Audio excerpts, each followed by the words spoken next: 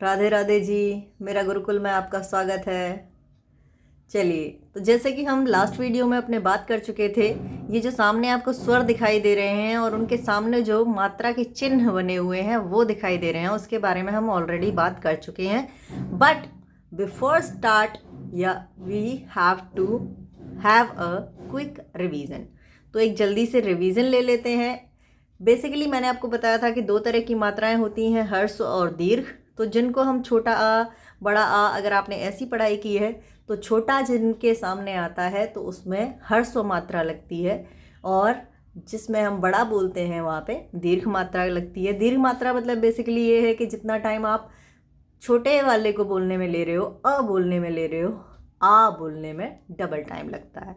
ठीक है, ओके। क्योंकि ये क्विक रिवीजन है तो बस इतना ही, आगे बढ़ते हैं। ठीक, अब मैं आपको यहाँ पर एग्जाम्पल के साथ समझाती हूँ कि कैसी आवाज़ आएगी जब ये मात्रा उस अक्षर में जुड़ जाएगी। तो पहला ही व्यंजन ले लेते हैं। व्यंजन की कोई मात्रा नहीं होती है, उस पर स्वर जो है वो मात्रा लगाते हैं। ठीक है, उस स्वर की आवाज़ उसमें मिल जाती है। तो चलिए शुरू करते हैं। मात्रा मैंने आपको बता ही दिया है मात्रा वाले वीडियो में। अब आते हैं एग्जाम्पल्स की तरफ। ठीक है, ध्यान से देखिए। तो हम लेने वाले हैं व्यंजन का पहला अक्षर क। उसी में ही मैं आपको सारी मात्राएं लगाकर दिखाती हूँ।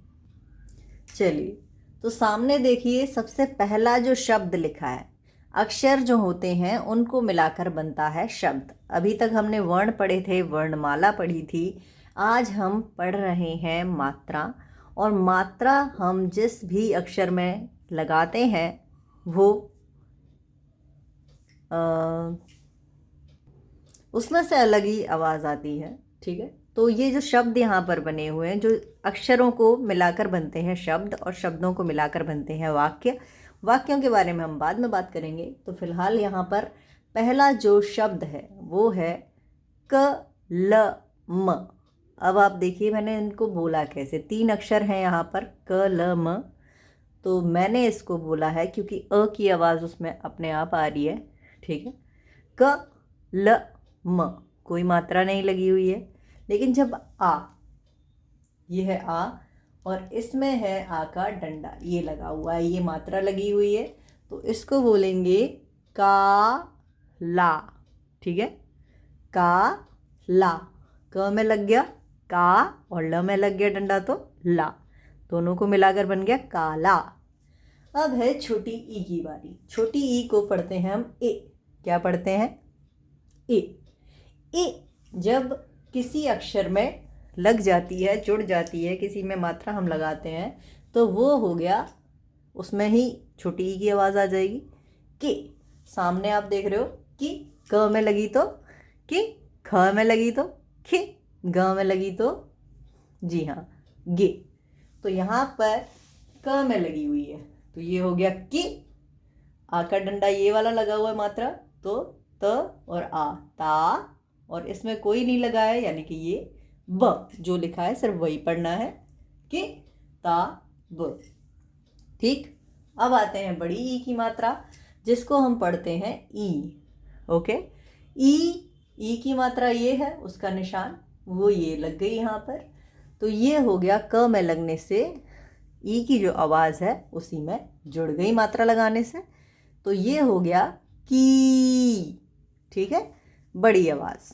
जितना हमने की बोलने में टाइम लगाया उसका डबल टाइम लगेगा की बोलने में। ठीक है, तो ये हो गया की, और ये सिंपल अक्षर है ल, कील। अब आते हैं छोटे ऊ की मात्रा पर। छोटे ऊ में नीचे मात्रा लगती है।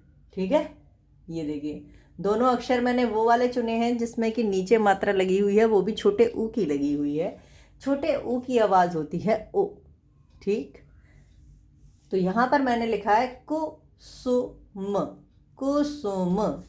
तो क में मात्रा लगी है और स में लगी है, तो इनमें सेम आवाज़ आएगी कुसुम, कुसुम।